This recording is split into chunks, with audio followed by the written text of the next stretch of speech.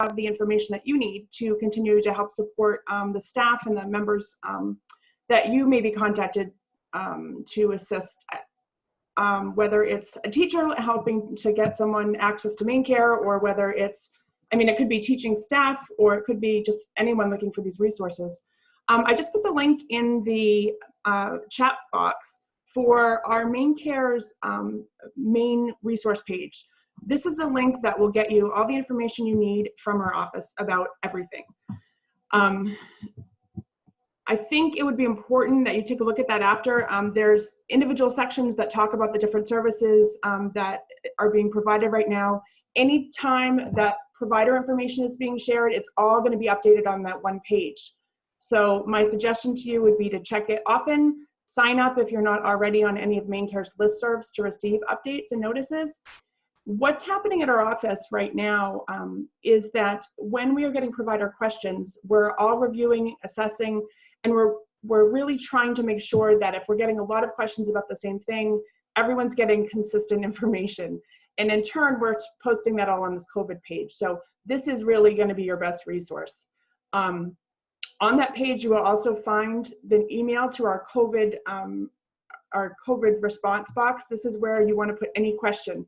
And if you email questions to us through the link that's on the web page, what will happen is you will have 10 of us automatically reviewing your question. So you're going to get the fastest response you may have ever gotten from MaineCare if you use this web page, okay? Our managers, our directors, everyone's interested in making sure that you all get the information you need and you get it timely.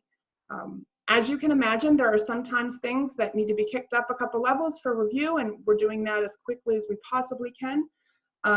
But there's a lot going on, as you all know. So I would encourage you to make sure that you take a look at the page, look at the different topics. There's a lot on behavioral health. For the most part, what you need to know about MaineCare is, from a provider standpoint, is this. We have done a lot of things to promote flexibility for services. Our telehealth has absolutely skyrocketed. Yesterday during a staff meeting call, I was told that we only average normally about 600 or 700 claims a week through telehealth. Providers last week submitted over 36,000 claims. So it's a bit of an increase for us. So as far as MaineCare is concerned, our services have expanded greatly. Things have changed a lot, but the ultimate goal is to provide more flexibility right now for our services so that members can access whatever they need right now. So the bottom line is, if you have a question, you don't see an answer, just ask us the question, because chances are we can help you get it resolved pretty quickly. So, Esther, are you on here? Oh, I see you now. Perfect. Yes, I'm here. So this is Esther. The Office of MaineCare Services operates a little differently. Our office has kind of two pieces to it. Although we're all under DHS, what happens is the office that I work at takes care of the actual MaineCare program as far as what services, and we respond to providers. Our Office for Family Independence does an amazing job of handling the eligibility piece for members. So I've asked Esther this morning to talk a little bit about how MaineCare access is provided to our members right now, and to folks who maybe haven't applied to MaineCare before, and how they can do that. So Esther? Yeah, so good morning, everybody. Sorry, my daughter's hanging out with me for a few minutes this morning. So OFI has not necessarily changed any policies, but we are changing our approach to how we process eligibility a little bit. I would say 80 to 90% of our workforce is now working from home. We do still have a skeleton crew in every regional office across the state. Those hours, as far as availability to the public, have been cut back. You can get into a regional office between 9 a.m. and 11 a.m. or 1 p.m. and 3 p.m. We are encouraging heavily that no one going into regional offices actually requests to see or meet with a worker, and those who insist on meeting with a worker are being sent into a conference room, and that meeting is actually happening over the phone with the worker at their own workspace. Some of the things that we have implemented as far as measures coming down from the federal government are that we have waived all premiums. That's particularly important for your school population because those kiddos are going to see some cub care services or chip program services. And those are premium-based programs, and those premiums do not need to be paid at this point. We will still accept premium payments, but we are not closing anyone's eligibility because of non-payment. We are accepting self-attestation for income when someone, for example, maybe mom and dad can't get their pay stubs right now. They're not with their employer or they've become unemployed. There are lots of income changes happening. So where someone can't verify those changes or what their regular income is, we're accepting their word for it. And at some point in the future, when this whole emergency situation is over, we will be going back and collecting verification on those cases. But for now, we're going ahead and inputting whatever we're told for income. And this is one of the places where OMS and OFI cross. The federal government pays a certain percentage of the claims for MaineCare services.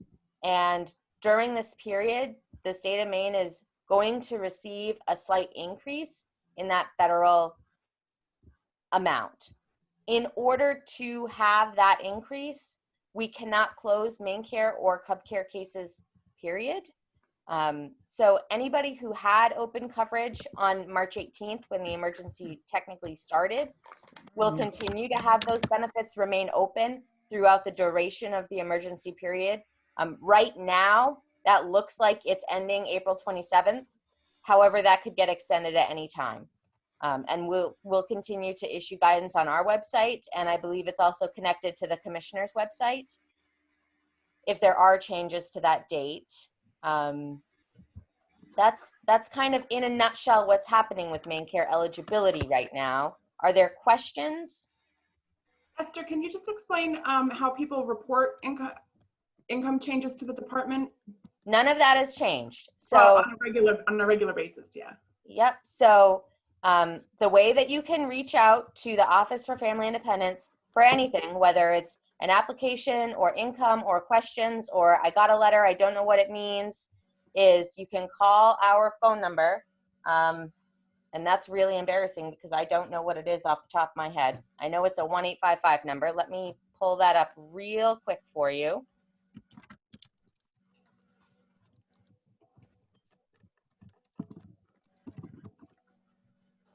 You can also email documents to us at the Farmington email address. And again, you can walk in and drop off documents still.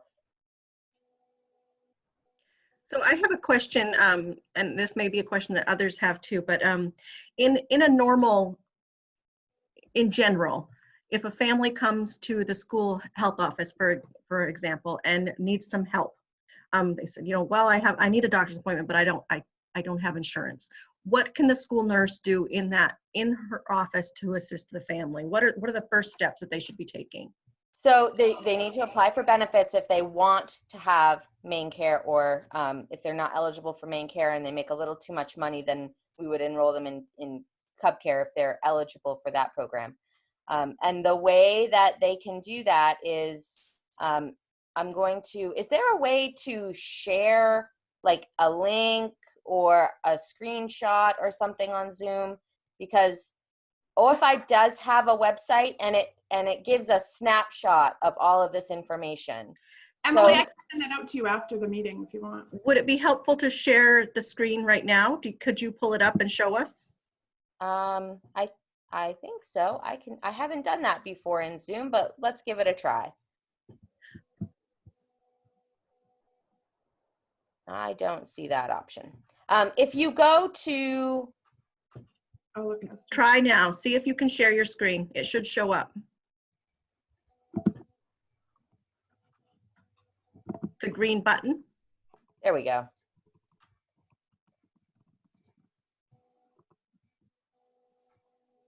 I gave you the power. Okay. I think I clicked the right thing. Share. There we go.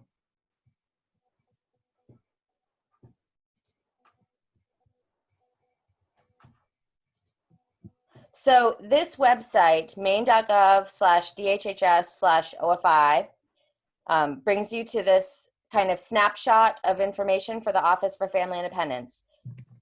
I would assume that you could access this website from a phone. So if a parent came in and they had their iPhone with them, then they could probably get started with the My Maine Connection option while they're sitting there. So these options, going into a regional office where you can get a paper application, and again, if they have income verification and they're going to have to prove that they're a Maine resident and a U.S. citizen, so that proof will be needed. They can go to this link, My Maine Connection, and they can create an online application. The only difficulty with the way that our current online portal works is that you can't upload documents to it. And we are in the very early stages of contracting with an organization to build a new web-based platform, but that's not happening this minute.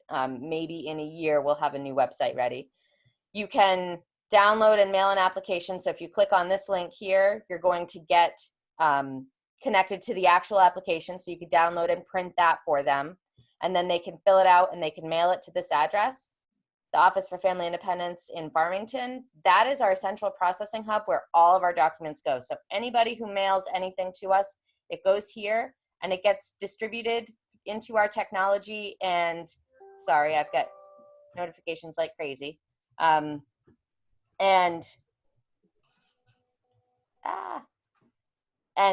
Sent out into our statewide processing queue. Right now, it takes us maybe a week to process an application. You can also email those documents to us, again, going to the Farmington office, or they have a fax machine. I would say the fax is not a great option because it's one fax line, and literally everybody across the state trying to fax anything to OFI is using that line, so it's often busy. This is that 1-855 number that I said. If you call this number or if they call this number, there is a long wait. You'll get through the Wilton call center, which will triage the reason for the call, but then you're going to land, if you need to talk to an eligibility specialist, in the call queue like for at least an hour, if not more. And then here we've got a little bit of what's going on for our office in general right now. OFI processes eligibility for all Medicaid, and we also handle SNAP and then all of the affiliated food supplement programs. And we also handle TANF and HOPE and all of those affiliated programs. So I would say that integrated system has a lot of benefits for our members, but it can make it a little bit more time consuming for someone waiting to get through to us. So just bear that in mind. So that's kind of a snapshot of how you can apply, how you can get to us, and what you guys as providers can do when you're in an office meeting with someone who doesn't have insurance. Direct them here, not necessarily to this website. You could print this page and at least explain these options to them. And if they need coverage and, if someone's unemployed, unemployment, the way that we're counting that right now is a little tricky because what we're seeing is a significant increase in the amounts of unemployment people are receiving. And that doesn't even include that extra $600 that I'm sure you guys have heard about. We're going to start seeing those extra payments rolling through next week. So some people who may have been income eligible, but now are receiving significant amounts of unemployment, those cases may be a little tricky. So that leads me to the final option is there is the federally facilitated marketplace. So if someone thinks that they are not going to apply, thinks they're not going to be income eligible for MaineCare, I would still urge them to apply if they need it.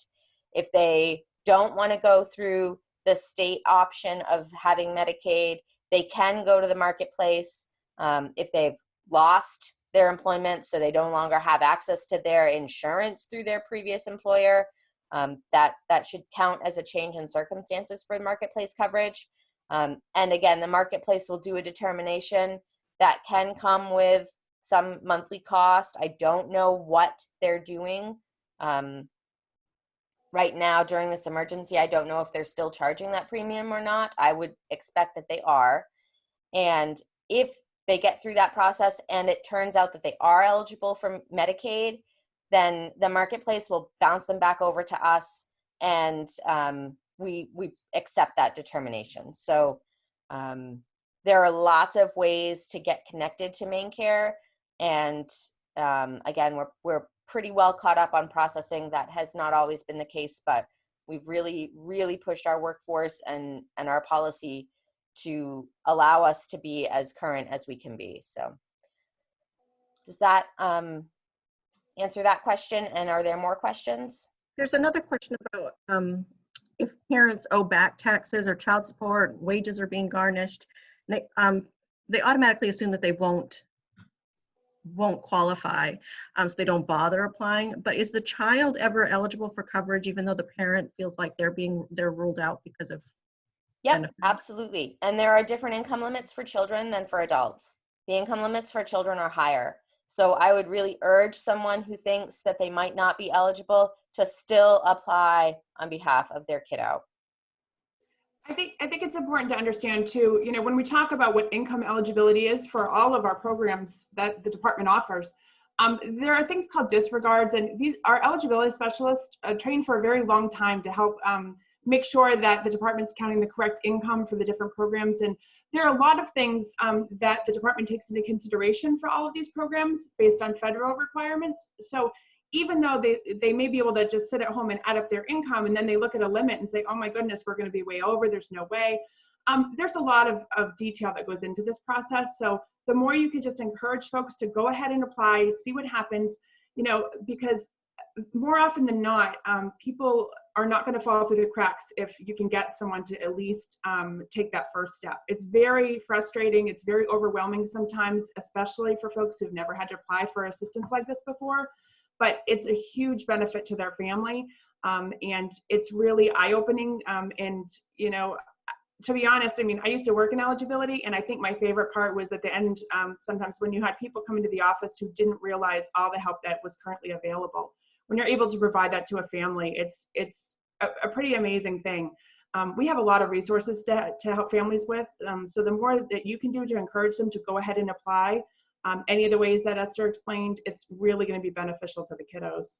Yeah, it is. And then just the last point that I'll make on that is, right now, because of the COVID-19 emergency, the federal government is allowing us to cover testing for COVID, like testing and related testing services for COVID-19 for people who are uninsured. So if someone thinks that they are sick and they need to be tested and they have no insurance, and they come to us and they're not eligible because they have too much income or whatever the reason is, we can't today because it takes a little time to get these new things up and running, but we will be able to put them in an uninsured coverage group so that at the very least the testing and related services will be covered. It doesn't cover treatment, but it's a start. So if, like I said, if someone is sick and they need that extra help, and it looks like maybe they need to get that test, that will be available to them, even if they're not eligible for MaineCare. One of the other questions in the chat box is about interpreter services. Families that apply, we have people that in most of the shelters have, we have folks there who will contact the department, and anybody who needs an interpreter gets an interpreter. We have folks available on the phone. If somebody called, immediately that's the first thing that we do. So there are plenty of people who are available for interpreting. The department contracts with a phone service, so anytime during the call center hours, we can absolutely get someone on the line to assist with interpreting if necessary. Yep, and that's a daily occurrence for us, especially in the Portland and Lewiston offices. So being connected to that service should not be an issue at all. Thank you. I'm going to stop sharing my screen now. Okay. I would say too, when you have families who actually have MaineCare and are having any kind of problems with MaineCare, they need to find a doctor, they aren't, happy with their doctor, they have questions about what their MaineCare covers. Every MaineCare member gets a MaineCare card. And it's important that if people have questions once they have MaineCare, that they turn that card over and call the member services phone number. That's a separate, that comes to my office instead of Esther's. So I think one of the big takeaways is to realize too, if people don't have MaineCare, they need to get in that communication with the OFI offices. But if they already have MaineCare and they have questions about their actual coverage and what resources they can get for their families through the MaineCare coverage, they can call member services, and there isn't usually a long wait for member services because it's a different context for communication for our members. Thank you. Does anybody else have any more questions for like the enrollment piece of? And then I'm going to ask a question to kind of get Trista going on on eligibility, not on eligibility, but on what services can be covered. So I'm going to shift us a little bit. What's that? Thank you, Esther. You're very welcome. And if any very much, questions do Esther. come up after, just shuffle them through Trista over to me and we'll get them answered. Thank you very much, Esther, for joining us. You're welcome. So Trista, in normal times, Yes. what kind of services can a school bill MaineCare for? So that's the loaded question. It is a loaded question. It's a very loaded question. So right now, there are a host of things that we're trying to do and things that we can currently do. We're in an interesting position right now with our school services. So let me talk about the bigger picture, Emily, I think would be helpful before I get too deep into details. Right now, there are some services that can be provided by a nurse at a school. We also have nursing services that are provided when a school is enrolled as a school health center, okay? We have members all across the state, students who are receiving medical services because they have an IEP and their medical services listed on an IEP. We also, as you all know, have students who have high medical needs that may not have an IEP. They have a 504 plan, or they may just have a health plan. And then we have students who sometimes need a medical service and they don't have any of those things. So our goal at MaineCare is to support the schools in providing whatever services you have the ability to provide. So that's the big general statement. If you're enrolled as a school health center, there are a list of services that you can provide under that enrollment. As typical school nurses, in order to provide services and be reimbursed for MaineCare, you would have to be enrolled, your school would have to be enrolled with MaineCare, and you would have to be enrolled as well as a provider. What I can do, Emily, is I can send you the actual details on what that entails, and I can make sure we have some kind of handout or something on that for you. We don't have one currently because we're in the middle of some significant changes over at MaineCare right now, so I don't have that readily available. But we have schools that are providing all kinds of services right now, and it's different because we have folks that contract with nursing agencies to provide some services. We have FQHC health centers that are providing services for schools. So the services look different everywhere in every district. We have some nurses that don't bill for anything at MaineCare, and that's fine too. So really the horrible answer to this, Emily, is we can pay for all kinds of things, but it's really dependent on the school district's willingness to bill MaineCare and to go through that process with us to help determine what services are best for your district. So my suggestion is that, as a school nurse, if there are needs that you have, I am more than happy to help kind of walk you through the evaluation process to see what things we could cover based on your district situation. The districts in our state have such different circumstances about MaineCare billing. I would hesitate to give some big generalizations. There are some services that, I'm looking at this, there are some services that we can pay for but some of it's just dependent on how the enrollments are set up. So my suggestion really would be to evaluate what needs you have in your district. Just make a flat list of the things that you want to bill for, and you can shoot me an email and I can help you kind of work through what the potential is for your district.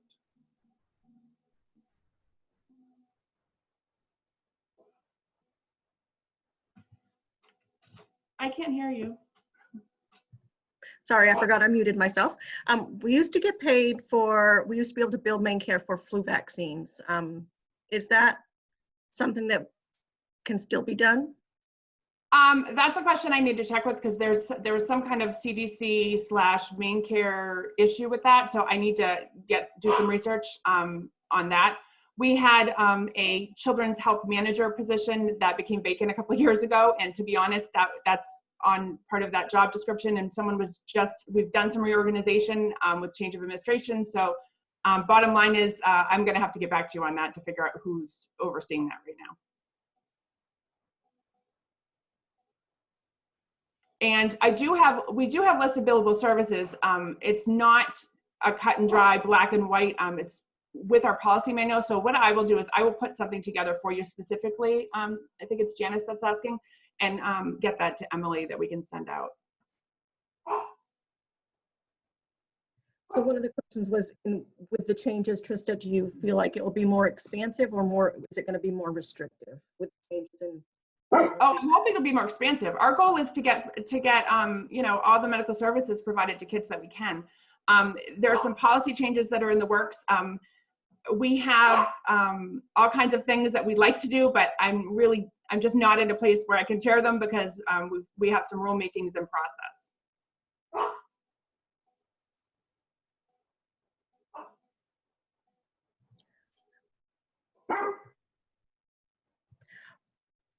Are there other questions? I'm going to keep myself muted while I take care of my dog who keeps barking. So I apologize. If you want to type in questions, or go ahead and just type up.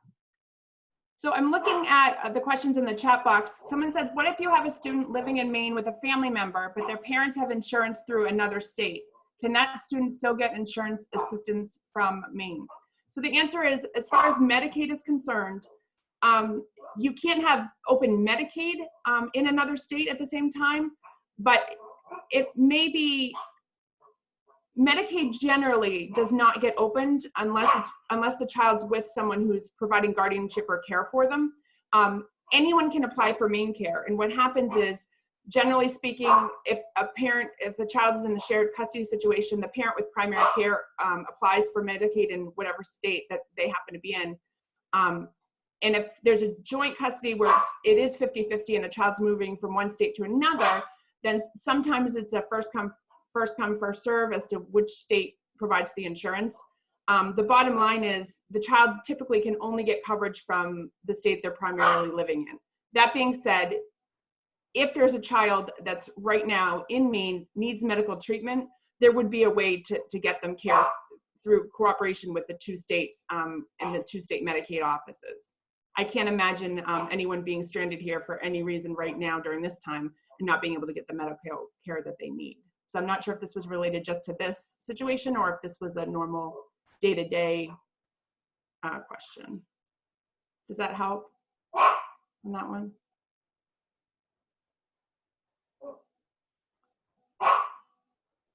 I'm looking at the question. So this, and I don't really understand it, the name, the person is just school nurse, so I can't address you directly, but billing to MaineCare for a service provided to an individual student who has MaineCare in that student's name. Yes. I'm not sure what that question is. Did you try to address that, Krista? I'm sorry, while I was headed away. No, I can answer that now. Yeah, this is billing. So MaineCare gets billed to the student, not to the family. So yes, if the student has a family, if their parent or guardian or whoever they're living with has applied to MaineCare for them, and it's a covered service, then yes, that's what we're talking about, having the school billing for a medical service being provided to the student. And if a student has a baby and parents have income over the limit, can the teen mother apply for Medicaid? Absolutely, they absolutely can. What happens is, when they go through the eligibility process with the department, It's a very long intake process, and all of the income is considered based on how taxes are filed. So the teen mom will be asked who in the house they live with, and then they go through the process of evaluating what income comes into the household and which income, based on the tax filing statuses, has to be included as they determine eligibility for programs. What about teens that are homeless? We have a lot of teens that are homeless who have MaineCare. They can absolutely come into an office and apply for MaineCare, even if they're homeless. They have to have a mailing address, and very often we'll use shelters as the mailing address if they're homeless and they're not staying one place all the time. But absolutely, we have a lot of teens that have MaineCare. That's what they would call an unaccompanied minor, right? A what? Unaccompanied minor. Usually when we talk about unaccompanied minors, we talk about like transportation. Okay. But generally speaking, there's somebody responsible for the child. So what if you had a homeless teen that did not have parents around that they could access? Yep, they can come into the department and apply for MaineCare. Anyone can apply on behalf of a child for MaineCare. We are going to ask information about parents, custodial and non-custodial parents. And that's important because a lot of times we have teens who are, fleeing a domestic violence situation. If the teen tells our office staff that, their parents do not, what happens is our child support enforcement group would not go after their parent if there's any fear of domestic violence at all. So all of that information, it's very difficult, especially at that age, to communicate, what's really going on in the big picture. But it's important that if a teen's going through something like that and they don't want to give parent information, they're going to have to give information as to who their parents are. But they also, if they explain the situation, we are not going to jeopardize anyone for MaineCare. And I know there was a question earlier about people applying and, if there are child support issues involved. It's the same thing. When, let's say a mom or a dad goes in to apply and they're fearful of retaliation if our child support folks go after them for financial responsibility, because we ask for information about where the non-custodial parent is. Again, if families tell us about, the situation, we are not going to jeopardize anyone. We want families to get the medical support that they need. You see a question about, does it have to be reapplied for periodically? Families say that they lost their MaineCare even though their income maybe hasn't changed. Yeah, so generally when people lose MaineCare, it's because they don't complete the annual review. They are given a notice 30 days before the review is due, and they have to provide updated income verification. So if they provide that in a timely basis to the department, then it's fine. The problem is generally it's one of two things. Either they forget to do the review. Our members have the ability to get notices online, or they can get them in the mail. And again, if they don't see them or don't check the email often, they can miss those notices. They're very easy to miss, quite frankly.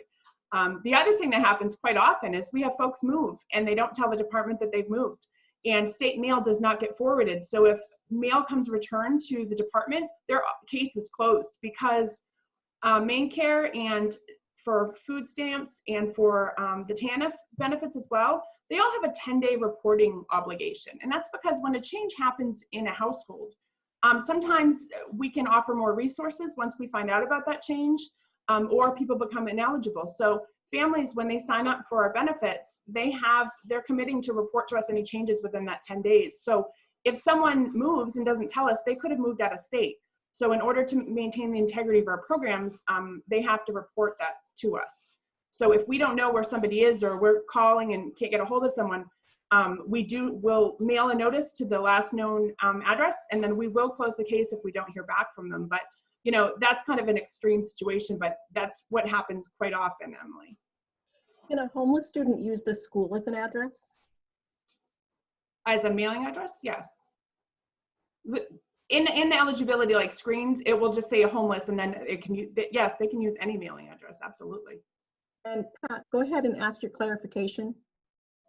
Pat Inslee. Hi, thank you, Trista. I asked the pregnant student question because this has happened to me personally and to a couple of girls in my school. So a student gets pregnant and she lives with her parents. Parents make over maybe well over the income to qualify for MaineCare. So the pregnant girl is covered under her parents' plan, and the girl and her baby are going to live with the parents. So can the baby qualify for MaineCare? Because what happened in my case was, because I was told, and I couldn't get an answer to this, and I know some other families in this situation couldn't, that you're kind of stuck because your household income, when you look at all the household income, is way over the MaineCare limit, but yet you can't have 3 generations on the parents' policy. So what we had to do was go to court to get guardianship of the baby, so we could put them, and because so that's kind of the sticky situation. It's not that the girl is living off on her own; she's living at home with the parents, but you have this baby that's kind of in limbo. Yeah, and unfortunately, a lot of that is dependent on the tax status for the household. Okay, so it would be so it's so they can apply, but it's probably not going to happen if the tax status is over. It depends. And again, I worked in eligibility for a long time, but things have even changed in the last couple of years. So, the ACA, when that came into place, the whole purpose of doing that was to cover as many people as possible. So it really does take the primary people in that household, the adults. Really, the best case scenario would be for the teen parent and the parents that she's living with to go into an office and sit down and just have that frank, difficult conversation about, this is how we're filing for taxes. This is what income's included. This is what income isn't. I mean, okay, so so it's just like a kind of a case by case basis then on that. Yeah, I mean, the income limits are important, but sometimes there are circumstances. Sometimes the filing is different. Sometimes we have kids that are living with their biological parent, but somebody else has guardianship and someone else claims them as a dependent because there's transition happening. There's so many different kinds of circumstances. The bottom line is someone really needs to go in and have that conversation and sit down with eligibility and figure out kind of what all the details are. And I will tell you that if you have any problem in the future doing that, if you feel like you're hitting roadblocks, please email me. I'll make sure that you get my contact information. And this goes for pretty much anything. If you're referring people to the Office for Family Dependents or Member Services, and you just feel like the parent's not getting help that they need, please email me. Don't send the parent to me directly, but I'm more than happy to call the parent, reach out to them and offer some assistance and try and troubleshoot what's going on, because this is a tough system to navigate for anyone, and even for those of us who work in a daily, but we want to make sure that people are getting the help they need. And sometimes the circumstances just aren't communicated to the department, or the department's not understanding what situations are really going on. So I think it's important that, we offer as much help as we can. Thank you so much. Yeah. What kind of specific documentation does a homeless teen need? Something to verify whether, what their situation is. I mean, if they have, usually there's someone involved, whether it's a caseworker from a shelter or there's a school counselor, a school nurse. We just need somebody who can verify some part of their journey as to what's going on. And if they don't have that, then we also take them at their word as well. But there's a lot of information that we can find out when people come into the office with just some, we don't have like a big database that's federal or anything like that. But, sometimes there is history when they come. A lot of times kids have MaineCare when they were younger growing up and they didn't know that. So sometimes we have more information available to us to help the teen through the application process.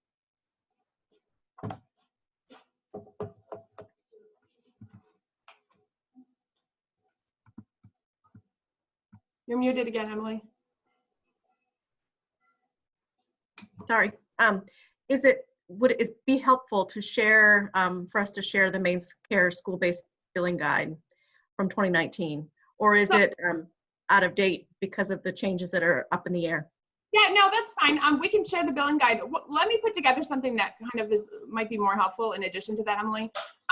We have the school-based billing guide. That's specifically for the services that are billed to MaineCare because they're in a child's IEP.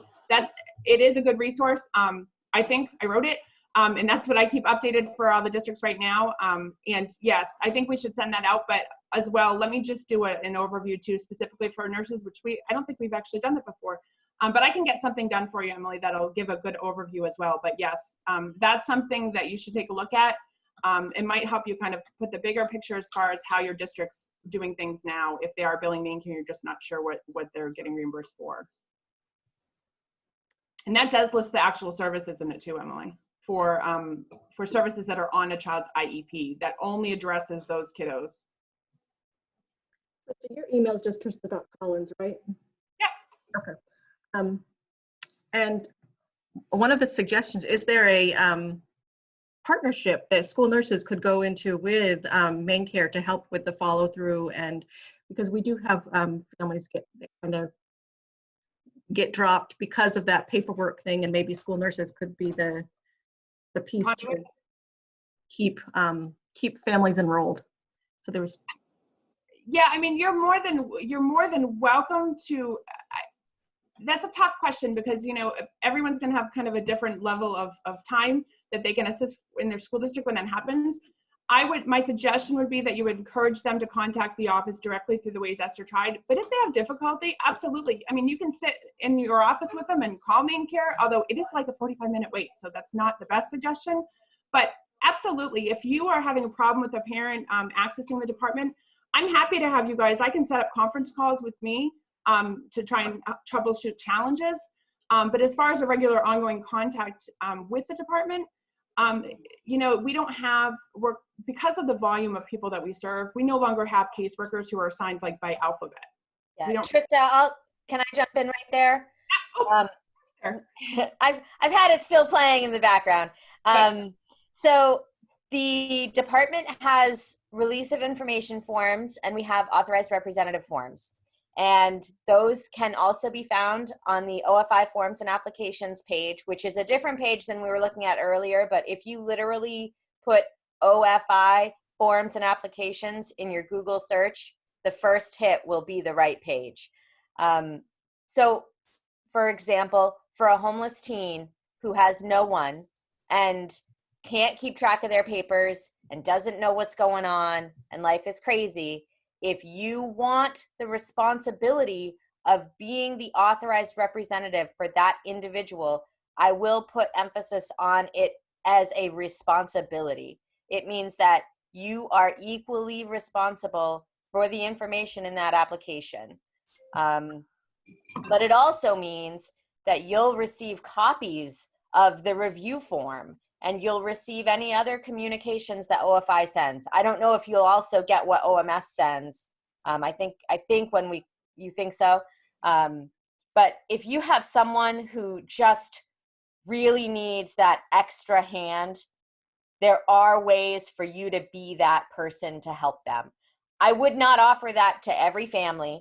I would reserve that for that one kid who just really needs some health insurance and really needs a little extra help right now. And that's Esther, can you talk about how they could revoke that later on if they? Yeah, so a release of information form allows us to speak with you about the case. We can share information with you about the case. We can tell you whether they were approved or denied, why. We can talk about those things. An authorized representative form gives you the power to make decisions about the case. The release of information form is good for 1 year. In 1 year, it expires, and then you need to fill out another one. And it needs to be signed by the person who's giving the permission. The authorized representative form does not expire unless one of the parties to the form writes a note or a letter or an email or something to the department asking that that authorized representative relationship be terminated. And that can be the person who's being assigned as an authorized rep, or it can be the actual member. So that teenager might turn 18 and say, I don't want the person from school-based services helping me anymore, and we're going to remove you from that case. Or you may decide that person doesn't need that help anymore. I don't want that responsibility anymore. I'm going to write into the department and have myself removed. Unless one of those actions happens, though, that relationship, in terms of how we track it in our technology, that relationship will continue. I think it's important too, and I think I didn't stress it enough as I'm thinking about it. When I told you to call me, that's if we've exhausted all other department potential. Really, you need to go to these folks first, because that's who I'm going to get you back to anyway. So that's where it's all going to get redirected to. So it's important that you exhaust all the possibilities. I'm more than happy to troubleshoot with process and stuff, but more often than not, that's what's going to happen. We're going to redirect everybody back to these folks. But sometimes there is a capacity issue that we do need to help work through, and we're more than happy to do that in whatever way that we can. And sometimes people, have an authorized representative that they just need for a little while to help them get the process started. So that's fine. It sounds like it might be a good thing for a school nurse, maybe at the beginning of the year and a few times during the school year, maybe to remind parents, remind your families, if you know that you have families that struggle with this, that you are there, that the school nurse is there as an asset or as a helper. And maybe families just don't even realize that the school nurse could be a help. So I know that like Kathy Sherman said that, many school families, she could think of many families in her district that could be covered that aren't. And, each individual nurse, if you feel like you have the capability and the time to offer for that sort of support, then I would encourage you to do that. I know too, Emily, we're working on some materials and to do more outreach for MaineCare in general, and to get that intake information, the contact information out. So I will be contacting you once I find the materials are all ready for that, to see if we can get some things to the school so that you can actually hand them something official with the information they need as well. Yeah, that would be great. Yeah, because parents get frustrated and give up. Yes, they hit a roadblock and then they're done. They can't work through it. Yeah, it's not easy. Yeah. I'm looking at the question about the student who's homeless that turned 18 and said lost MaineCare. The person should follow up with the department so that we can find out what their situation is, to see what they could be eligible for, is the answer to that one.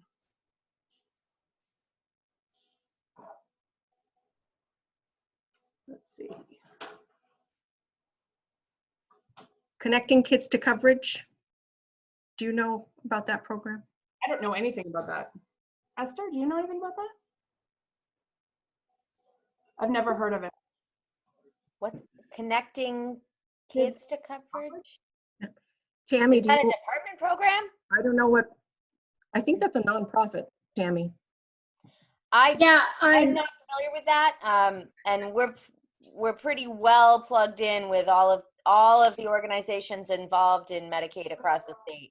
I'm looking at the comments here. Consumers for Affordable Health Care is that organization that was asked about earlier. There's Maine Equal Justice. I know that there's, probably 20 or 25 different medical associations that organizations participate in. I haven't heard of that one. I wonder if it's statewide or if it's, oh, Tammy Diaz. Hi, Tammy. Hey, Esther. That's my school nurse. I know. I was so excited to see you this morning. So I'm not familiar with that one. I think, though, that any resource that is out there that you guys might be able to connect to is worth a little research. This is one that NASN kind of connected with, it seems like 2 or 3 years ago, and I've been putting out their information because I actually didn't have your other website number, or not number, but link. So anyway, that's why it came up. Thank you.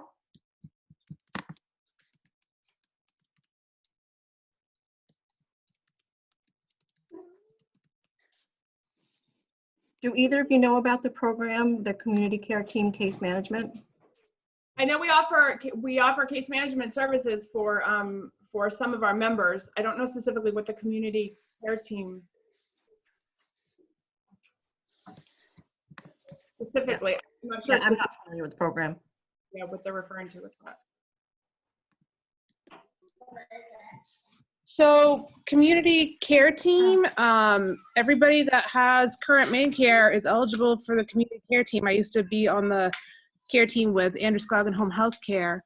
and they can go in and do short-term case management for resources, whether it be access to food, or if they're not current in their electric bills, and everything is focused on overcoming barriers so they can then focus on their healthcare needs and promoting their own healthcare, whether it's weight loss or diabetes education, things like that.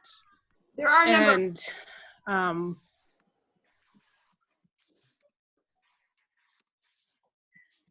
there are a number of agencies that do case management and provide additional services. I don't have specific provider information on all of them that offer that. When members contact member services, they can get more information on the kinds of case management that they can have access to based on their MaineCare enrollment.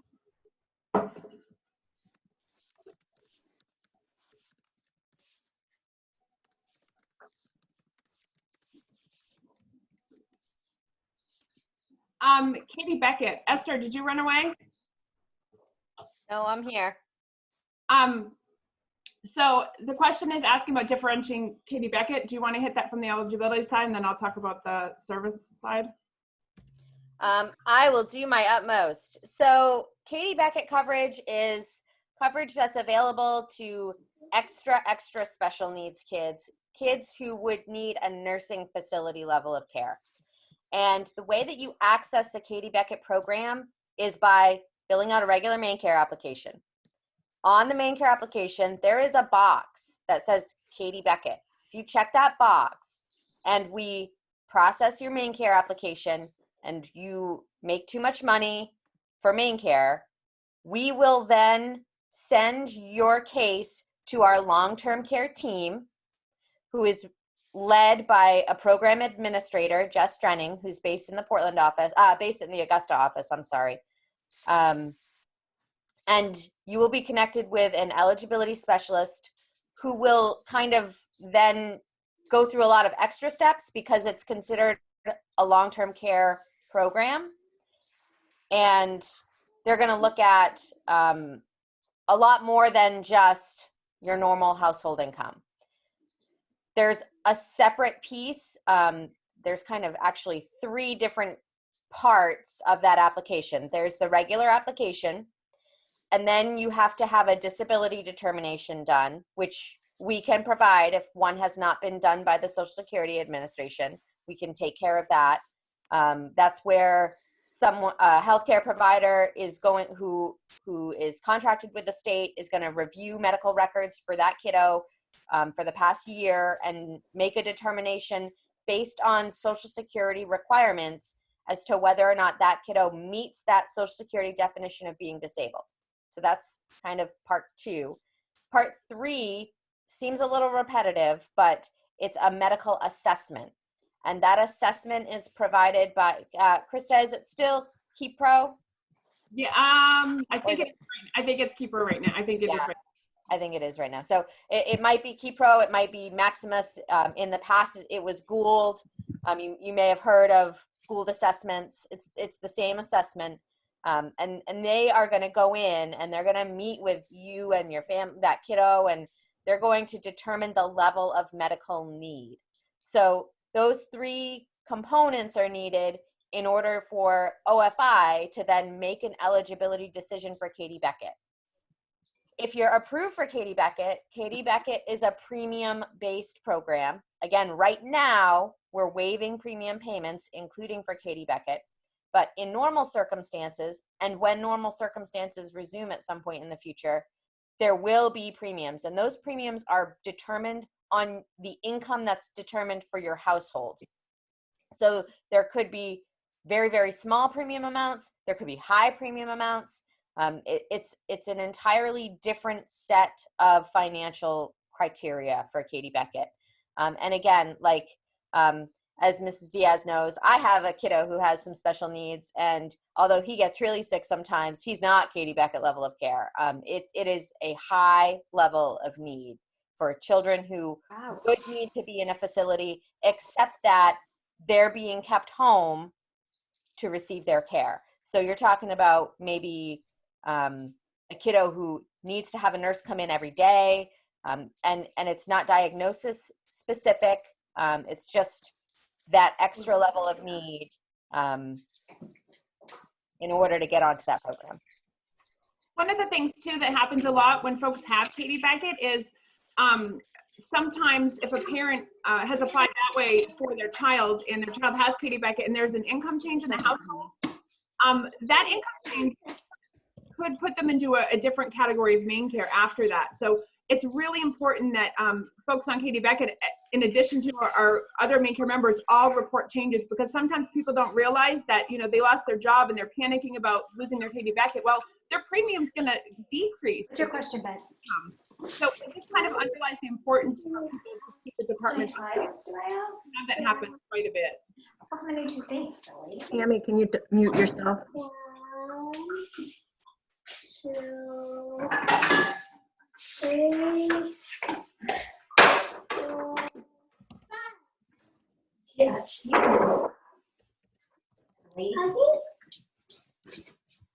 Yes, you can. Are there other questions? We have 2 minutes left.